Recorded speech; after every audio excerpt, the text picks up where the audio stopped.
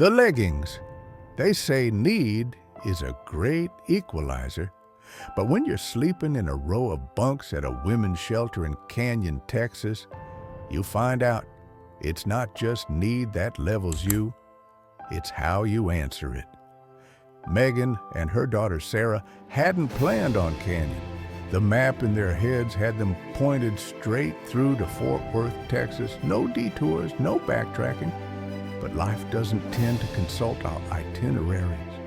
Car trouble, low funds, a string of unreturned calls.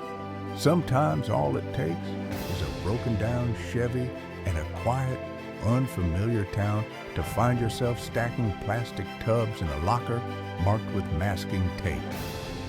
Sarah was 25 and not shy about her opinions. She whispered, sharp as vinegar, about the bald-headed lady who watched them as they walked in. Megan hushed her, embarrassed and worn thin. A mother learns which battles to pick.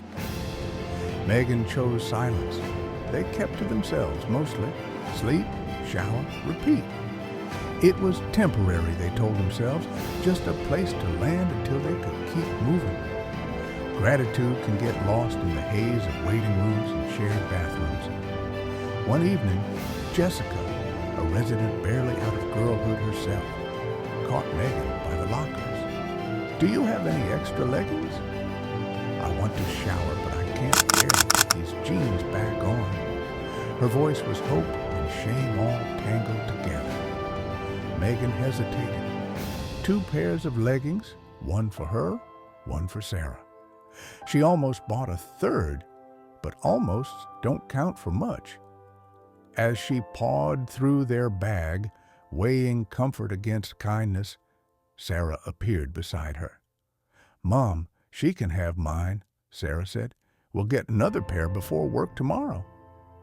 The room felt lighter then. Maybe that's how mercy works. Not in grand gestures, but in small surrenders. Later, Sarah found Megan in the back. Her face was wet with tears. I'm sorry for complaining, Mom, she choked. I just overheard Ms. Marcia talking. She has stage 3 cancer and no family. She said she's just waiting to die. Megan wrapped her arms around her daughter. Sometimes words aren't enough. There's always somebody hurting deeper than we know, Megan whispered. That's why I tell you, gratitude. Sometimes the reason we land in hard places is to bring light for somebody else. God hasn't forgotten us.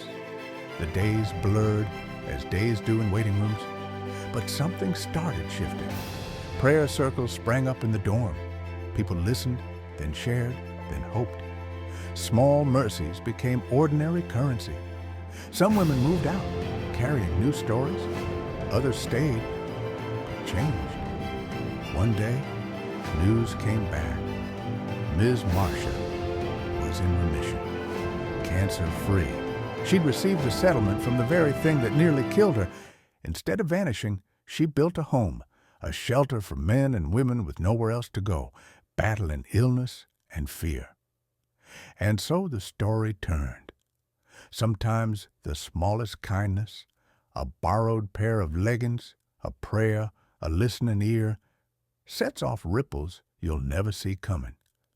Gratitude is less about what you have and more about how you give it away. It's easy to measure life by what you lack, but in the end, it's what you choose to give, especially when it costs you something, that multiplies. Mercy is contagious. Pass it on.